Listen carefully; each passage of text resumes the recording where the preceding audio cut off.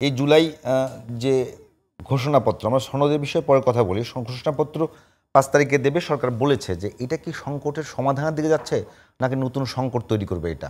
কারণ একটা বিষয়, জুলাই ঘোষণাপত্র তো আপনাকে সংবিধানে ইনক্লুড করতে হবে, এরকম কোনো কথা আছে?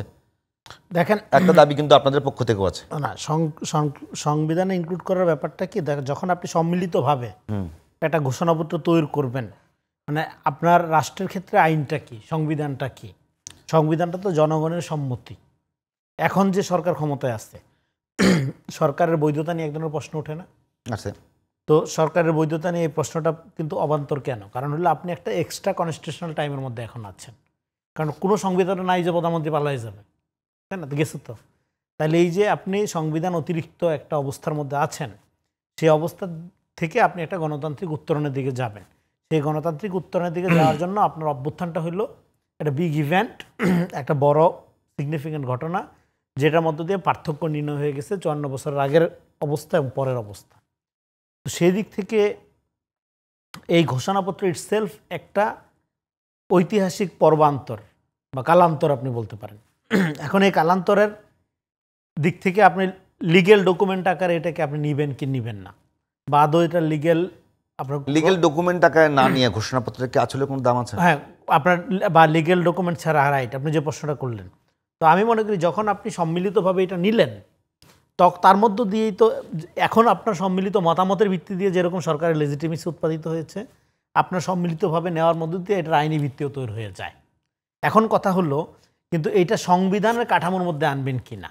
আমি মনে করি আমাদের এখনকার যে সংবিধানটা আছে, মানে 72 সালে প্রণয়ন করা যে সংবিধান, এই সংবিধানটা ওই সময় মৌলানা ভাসানী কিন্তু হক কথাতে আপত্তি তুলেছেন।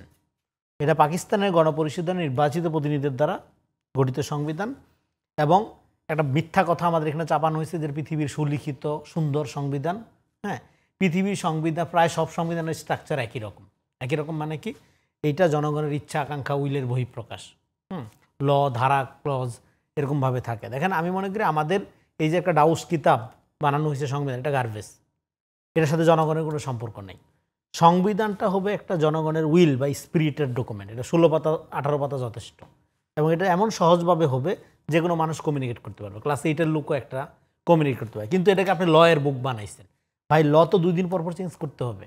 আজকে আপনি ধর একটা উদাহরণ দিই, আজকে আপনি একটা ট্রাফিক ব্যবস্থাপনার সুন্দর আইন করলেন, 2 দিন পরে টেকনোলজি এমন জায়গায় যাবে যে পুরা জিনিসটাই অকেজো হয়ে যাবে, চলবে না। ফলে ল করার এখতিয়ারটা জনগণের ভোটে নির্বাচিত পার্লামেন্টের হাতে রেখে দেন আপনি। সংবিধানটা একটা পার্মানেন্ট রাষ্ট্রীয় ন্যাশনাল স্পিরিট ডকুমেন্ট আকারে রেখে দেন। এই জায়গায় আপনি কাজ করেন।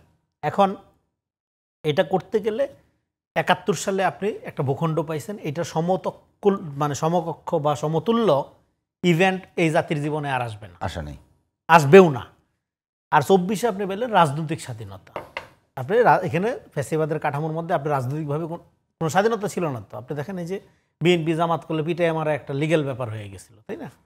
তো এই জায়গা থেকে তাহলে আপনার একটা ভূখণ্ডের স্বাধীনতা, একটা রাজনৈতিক স্বাধীনতা, এই দুইটাকে যখন আপনি একসাথে এক্সারসাইজ করবেন, তখন না স্বাধীনতার ব্যাপারটা মিনিং পায় বা অর্থটা পরিপূর্ণ হয়। এখন কথা হলো, এই স্বাধীনতাটা এক্সারসাইজের এখতিয়ার আপনি জনগণকে দিচ্ছেন কিনা। আমার প্রশ্নটা হলো, আমার কনসার্ন হলো, রাজনৈতিক দলগুলো কি করছে এই ব্যাপারে আমি খুব বেশি আগ্রহী না, আমরা জানি। আমার আগ্রহের জায়গাটা হলো যে জনগণের সাথে ক্ষমতার সম্পর্ক তৈরি হচ্ছে কিনা, আপনি এমন কোনো কাঠামো তৈরি করছেন কিনা যাতে পাবলিক নাগরিক এম্পাওয়ার হচ্ছে কিনা। এখন সেই এম্পাওয়ারমেন্টের ক্ষেত্রে এই ঘোষণাপত্র ওয়ার্ক করতেছে কিনা, কোনো কাজে লাগছে কিনা। সবার না, প্রথমেই তো বলছি সবার না। যদি না হয় তাহলে এবার আপনি এটাকে যদি আপনি লিগ্যাল স্বীকৃতি দেনও, যদি শুধুমাত্র 3টা দলের ভিত্তিতে আপনি করেন, সে আপত্তি তো থাকবেই।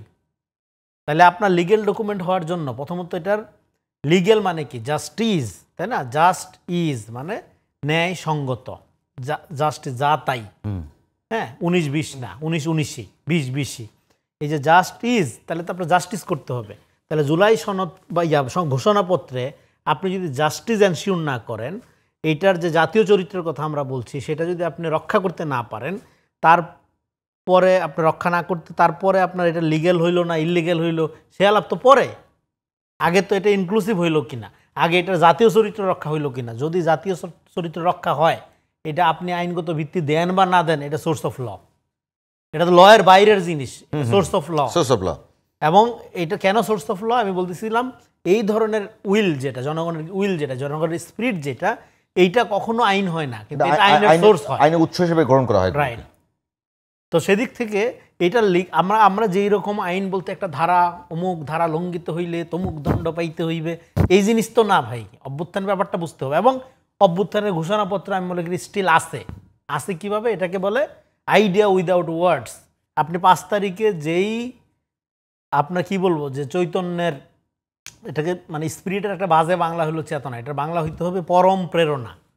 যেই পরম প্রেরণায় আপনি একটা বিষয় যদি বলি, যে হাসনাত কিন্তু তখনই বলেছিলেন যে এই ঘোষণাপত্রের মধ্য দিয়ে আওয়ামী লীগের যে নাৎসি বাহিনীর মতো অপ্রাসঙ্গিক এবং 72-এর সংবিধানকে কবর রচনা করা হবে। তো ঘোষণাপত্র দিয়ে কি আসলে সংবিধানের কবর রচনা হবে না এরকম কিছু? না, এইটা গুরুত্বপূর্ণ প্রশ্ন। ফলে এখন আপনার এই ঘোষণাপত্রটা কিন্তু আছে অলরেডি। কিভাবে আছে? এটা আইডিয়া উইদাউট ওয়ার্ডস আকারে আছে। এটার সাথে একটা কমিউনিকেশন আছে অভ্যুত্থানের শক্তির, সবার চাওয়াটা মোটামুটি একটু অবধারণ রূপে আছে, রাইট। এটা অ্যাবস্ট্রাক্ট, বিমূর্ত রূপে আছে। এখন ওইটার কাছাকাছি যখন রাজনৈতিক দলগুলো ফাংশন করে না, নতুন পুরান সব মিলে, তখন একটা হতাশা জায়গা তৈরি হয়, বা ইনক্লুডিং গভর্নমেন্ট। ফলে একটা কিন্তু অলিখিত বা বিমূর্তভাবে অভ্যুত্থানের ঘোষণাপত্র আসছে। আমরা কি চাই না এটা আমরা জানি। আমরা আর কোনো ক্যাডারভিত্তিক পলিটিক্স দেখতে চাই না। আমরা আর কোনো এমন রাজনৈতিক দল দেখতে চাই না যে আপনার অপছন্দ হচ্ছে, আপনি ধুমাইয়া 10,000 আইডি দিয়ে আমার বিরুদ্ধে গালাগালি শুরু করে দিলেন, হ্যাঁ, হাহারি একটা বন্যা বসায় দিলেন, হ্যাঁ, এগুলো আমরা দেখতে চাই না। এগুলো আওয়ামী লীগ করছে। তো ফলে আমরা কোন ধরনের রাজনীতি দেখতে চাই না সেটা আমরা জানি। কি চাই সেটা করাটা একটা চ্যালেঞ্জ আকারে হাজির হয়েছে।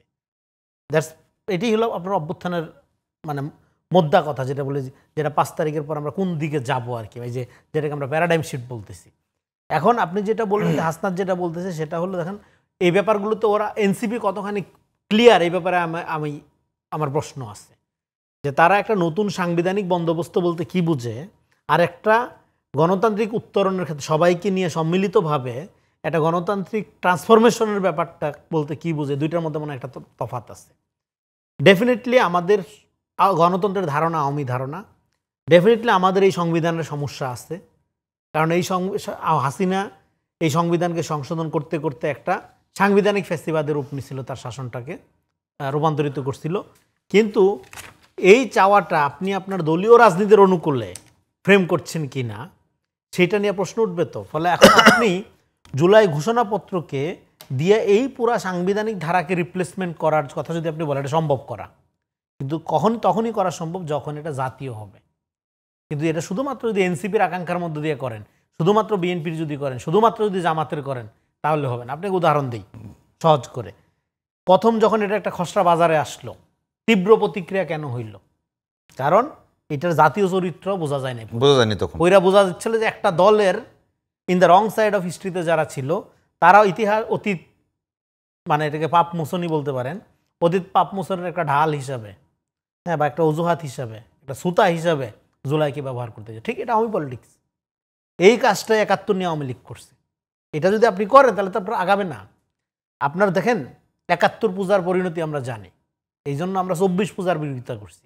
আমরা বলছি এটার যে কালেকটিভ কর্তা সত্তা, এটা অটুট রাখেন।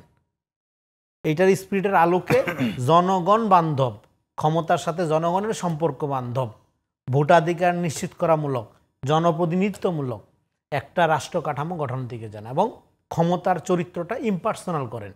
প্রধানমন্ত্রী মানে ব্যক্তি না, প্রতিষ্ঠান। রাষ্ট্র মানে অমুক দলের সম্পত্তি না, রাষ্ট্রের ক্ষমতার সাথে জনগণের সম্পর্ক। এই নাগরিক ভিত্তিক রাষ্ট্রের কথা আমরা বলছি।